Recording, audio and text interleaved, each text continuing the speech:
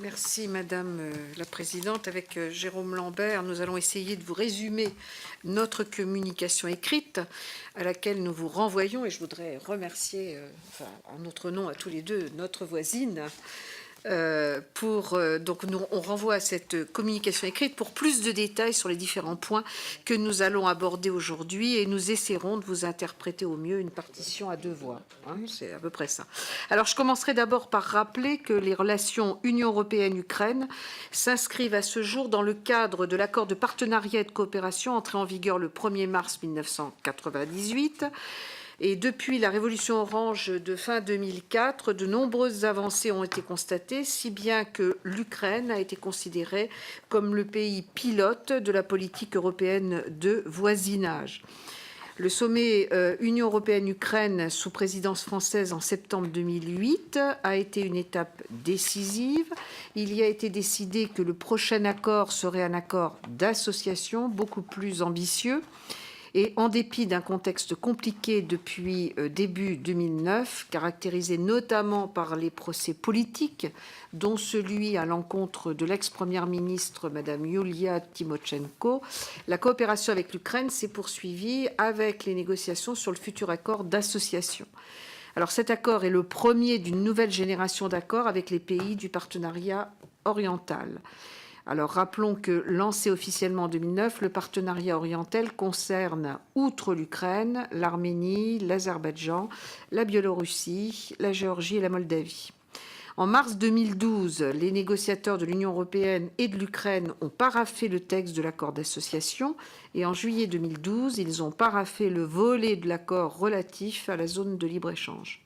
Alors, l'Union européenne avait alors décidé de conditionner la signature de l'accord à l'amélioration de la situation en Ukraine dans 3 domaines: les élections parlementaires conformes aux standards internationaux, la fin de la justice sélective et la poursuite des réformes de gouvernance.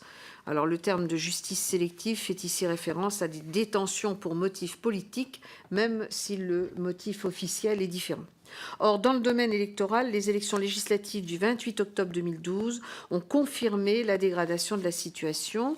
En effet, outre l'achat d'électeurs, la création de faux partis a été un problème majeur, ainsi que la pratique massive de la corruption et l'exclusion de représentants de l'opposition de certains débats.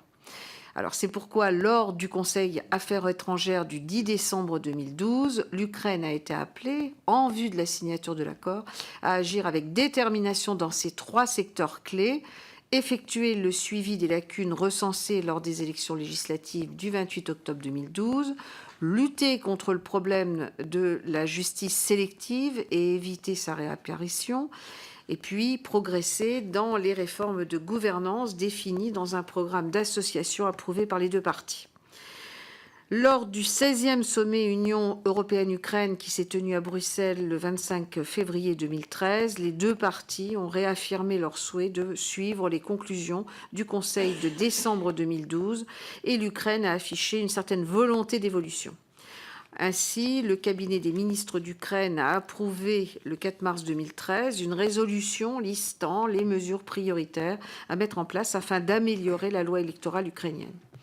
Parallèlement à ces signes de bonne volonté, le ministre des Affaires étrangères ukrainien, M. Leonid Kozhara, a déclaré le 25 mai 2013, je le cite, « Il est erroné de croire qu'en ne signant pas l'accord d'association, l'Union européenne donnerait une leçon à l'Ukraine.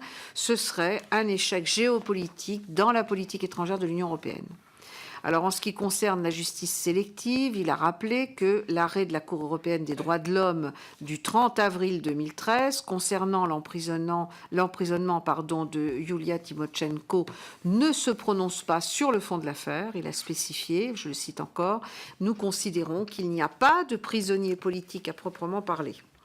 Alors, pour mémoire, l'ex-première ministre est incarcérée depuis août 2011. Elle a été condamnée à 7 ans de prison pour abus de pouvoir à la suite de la signature d'un contrat d'importation de gaz avec la Russie, jugé contraire aux intérêts du pays par l'actuel président ukrainien. Alors, dans son arrêt, la Cour européenne des droits de l'homme a condamné l'Ukraine pour détention illégale de l'opposante, estimant notamment que sa détention provisoire avait été arbitraire, car ordonnée, alors je la cite, pour une période indéterminée, et alors qu'elle n'avait pas contrevenu aux mesures de contrôle judiciaire qui lui étaient imposées.